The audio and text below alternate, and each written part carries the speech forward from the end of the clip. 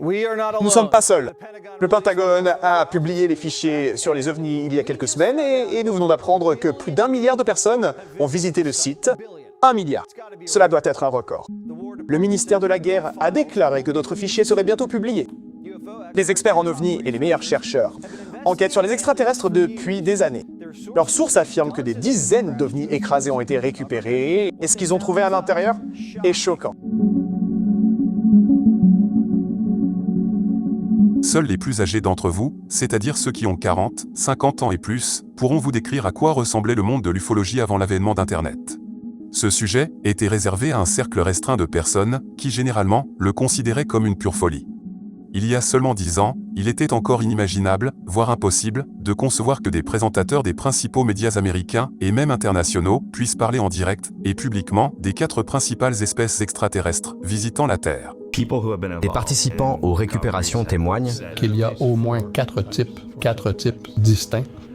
Je n'y ai pas eu accès directement, mais je crois les personnes à qui je parle qui affirment cela. 4 types de vie différents. 4 types de vie différents.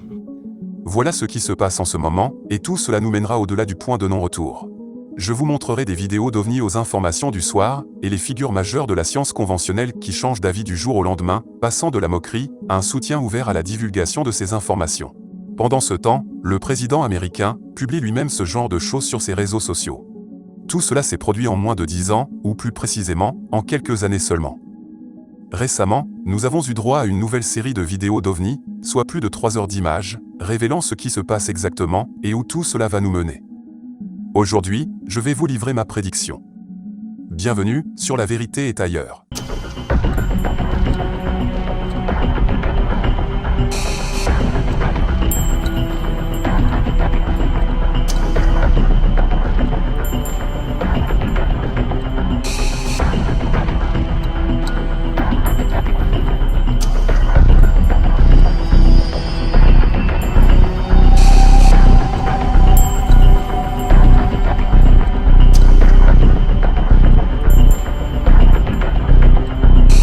Nous avons donc reçu une nouvelle série de vidéos d'ovnis. Pas moins de 50 vidéos, mais aussi des enregistrements audio de la NASA, des témoignages d'astronautes des missions Apollo ayant observé des ovnis dans l'espace, ainsi que beaucoup d'autres choses. Le tout représente 3 heures et 11 minutes de contenu sur le sujet. Je ne vais bien sûr pas tout vous montrer, mais vous découvrirez une compilation très intéressante. Et je trouve que cette nouvelle série est meilleure que la précédente. Ils ne nous ont pas menti. Elle contient encore plus de vidéos, et toutes n'ont pas été enregistrées en mode thermique. D'autres l'ont été avec des systèmes optiques de couleur classique. Il y a de tout. Des accélérations instantanées, et des sphères probablement cachées dans des canyons, et des grottes en Afghanistan. Sans oublier la vidéo d'un sous-marin, autour duquel des sphères émergent de l'eau. Et bien plus encore. Il n'y a toujours pas de vidéo qui puisse convaincre les plus sceptiques et prouver de manière irréfutable l'existence des extraterrestres, mais il est important de souligner que cette deuxième série n'est que le début de cette divulgation progressive. Les prochaines vidéos à venir sont censées être de plus en plus intéressantes.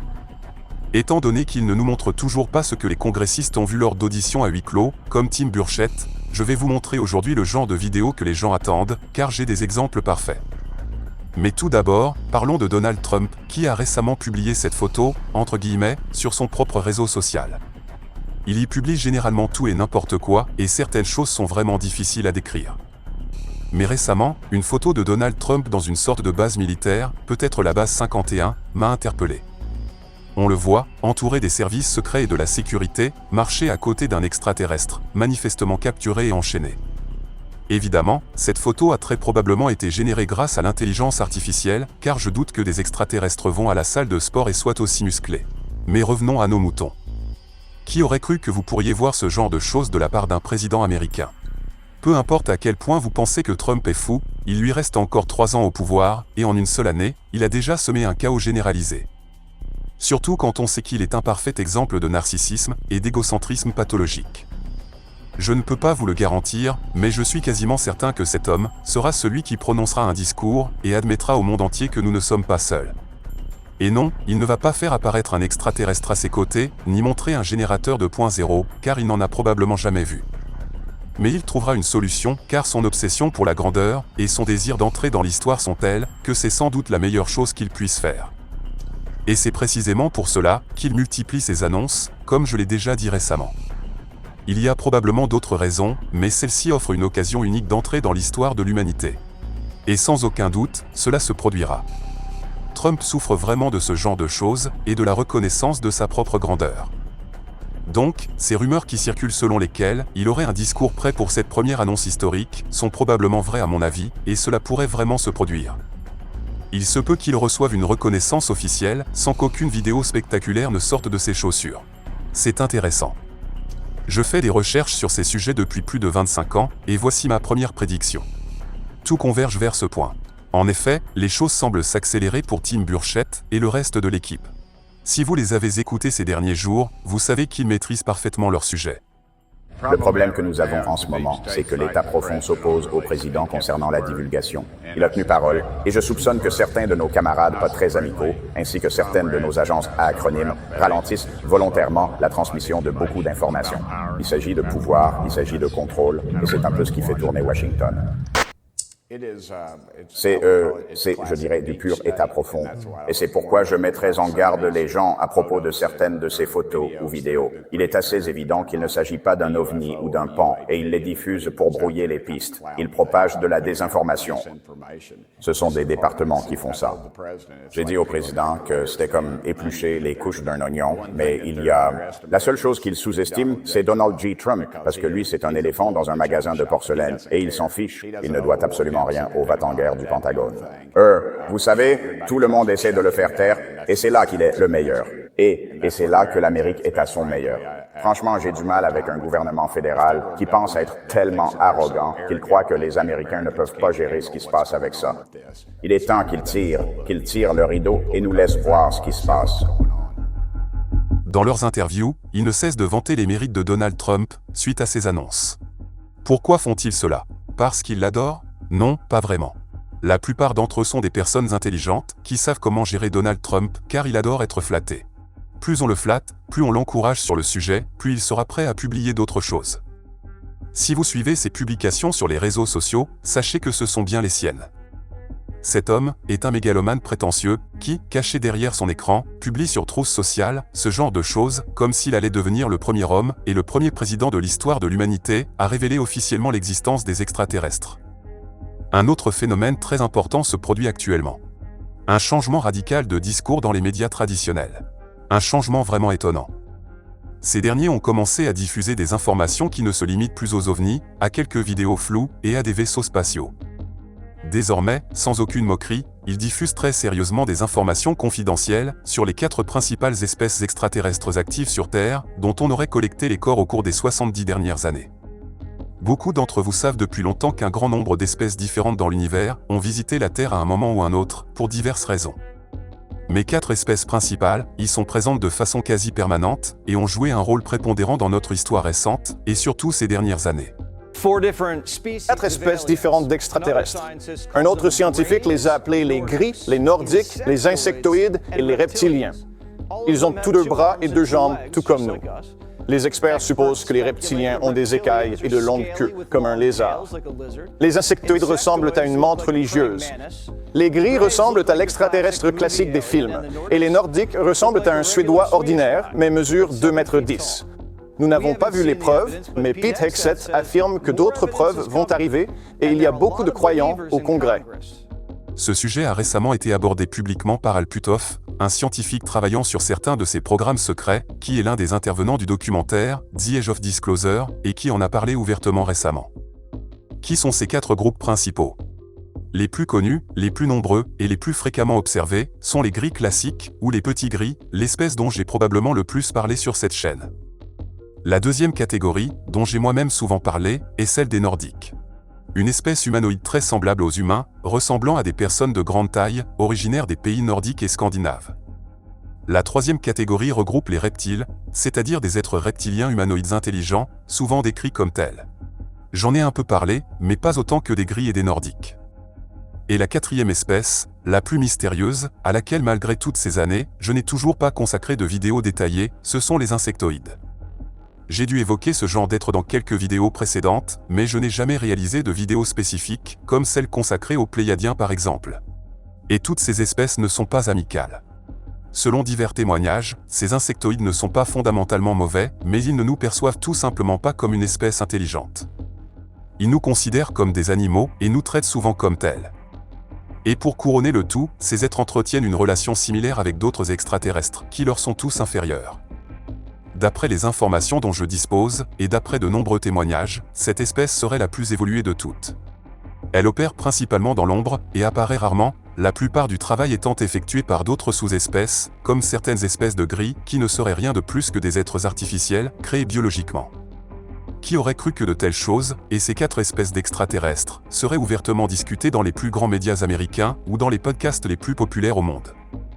On a commencé à en parler comme s'il s'agissait d'une autre nation sur Terre.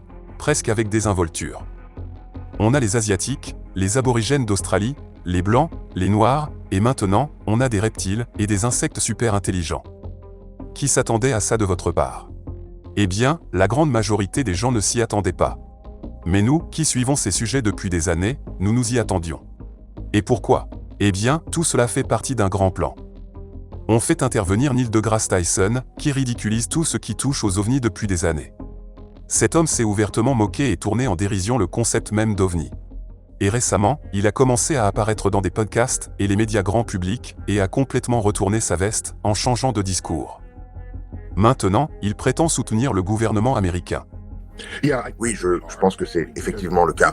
Parce que, au vu des témoignages que nous avons entendus, qui ont été présentés devant le Congrès en 2023, 2024, 2025, par des lanceurs d'alerte, des initiés, des responsables militaires, d'anciens agents du renseignement, ce n'est plus simplement le fermier au fond de son champ qui commande ce qui a plané au-dessus de ses cultures, ou les fêtards qui sortent du bar à 2 heures du matin. Donc ce sont des personnes de haut rang et toutes sincères. Et donc, non seulement ils ont affirmé posséder des morceaux de corps extraterrestres et des technologies rétro-ingénierées, mais cela correspond aussi aux dossiers qui ont été rendus publics. Donc ça me va très bien. Si c'est là où nous en sommes, tout ce que je vais demander, c'est où est l'extraterrestre?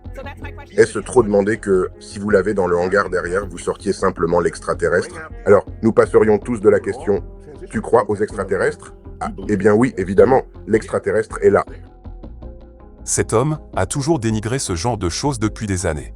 Puis, soudainement, il commence à aborder ces sujets sérieusement. Pourquoi? Eh bien, il n'y a que 2 raisons probables qui sont peut-être liées. Tyson fait la promotion de son nouveau livre, un ouvrage qui traite de la vie extraterrestre et de ce que donnerait une révélation au public.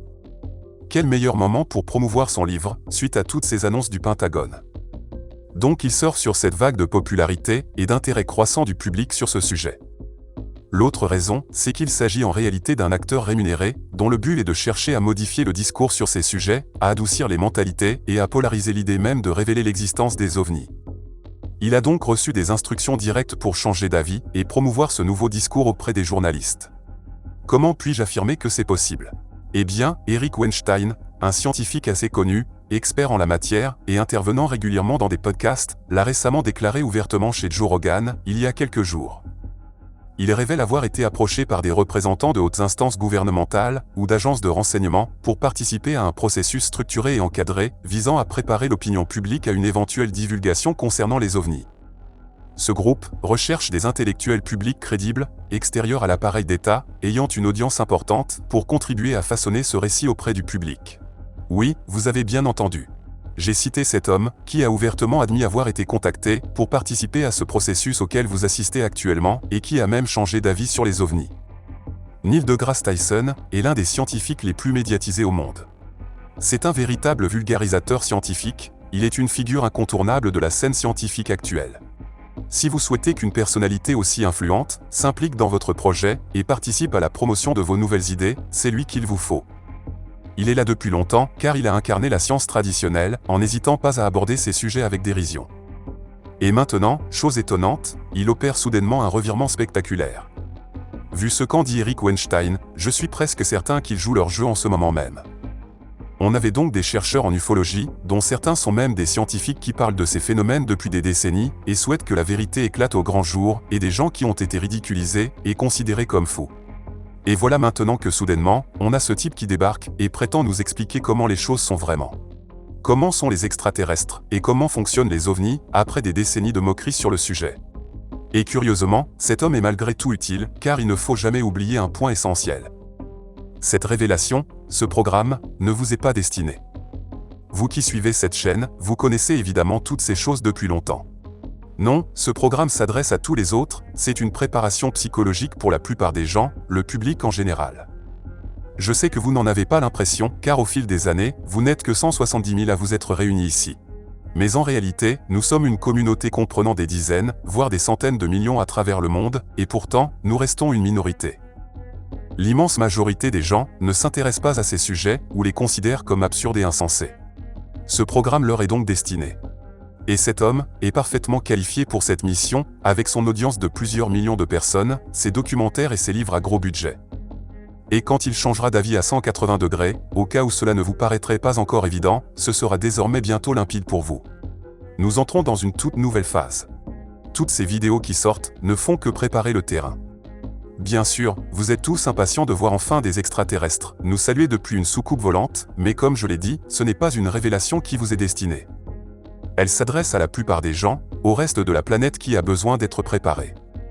Pour imager mon propos, comprenez qu'on ne peut pas forcer un bébé à manger immédiatement des aliments solides, il faut évidemment commencer par des liquides et des aliments mous.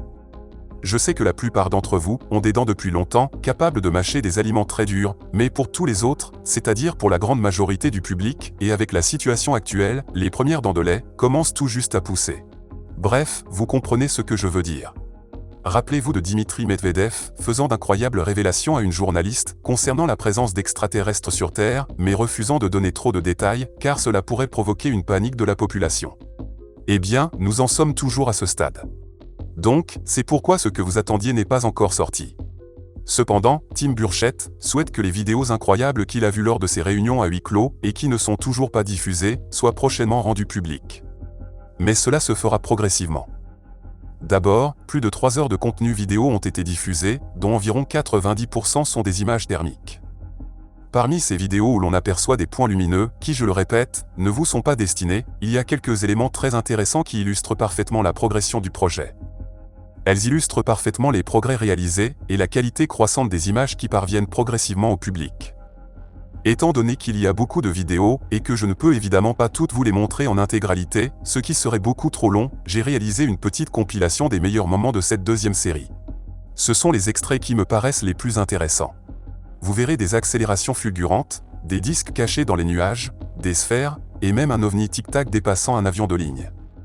Sans oublier ma vidéo préférée, la meilleure de toutes. Un sous-marin diesel non identifié, mais probablement russe à mon avis, en pleine mer, entouré d'un grand nombre de sphères qui émergent à la surface de l'eau. Oui, vous avez bien entendu. Il y en a plein, alors installez-vous confortablement, et regardez ce qui suit.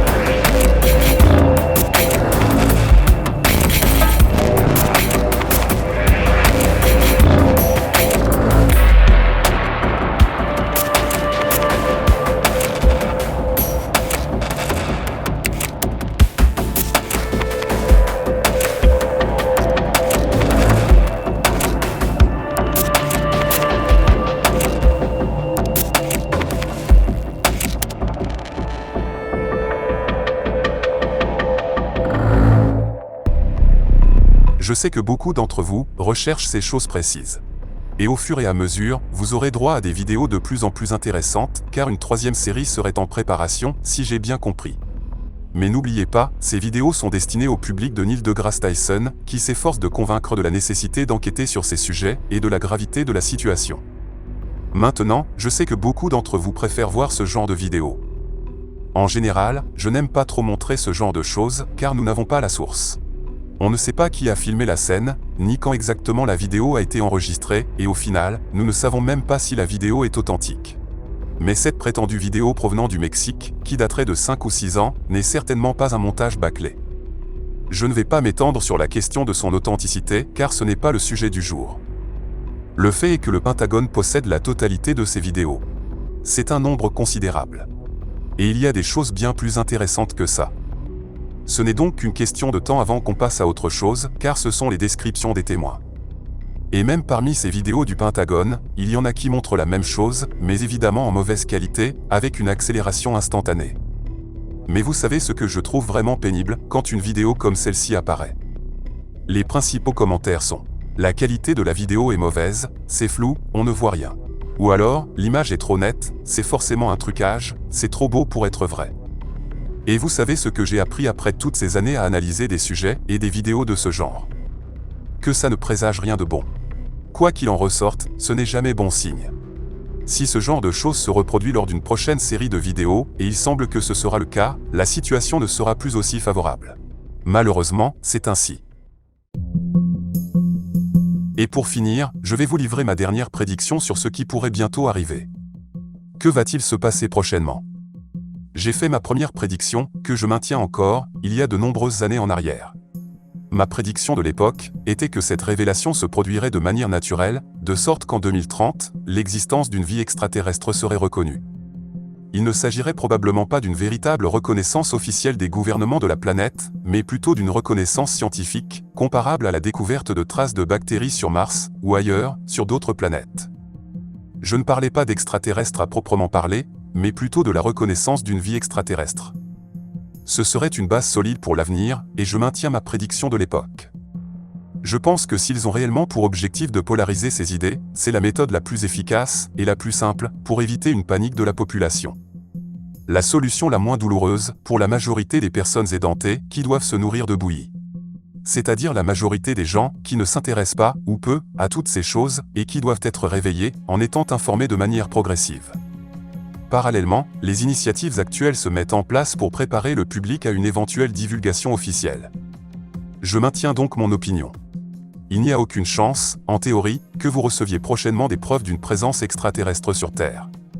Vous recevrez d'abord ce genre de vidéos étranges, des documents et des choses plus nettes, de meilleure qualité, mais rien de tout cela ne montrera des extraterrestres. L'idée doit d'abord être implantée dans l'esprit des gens.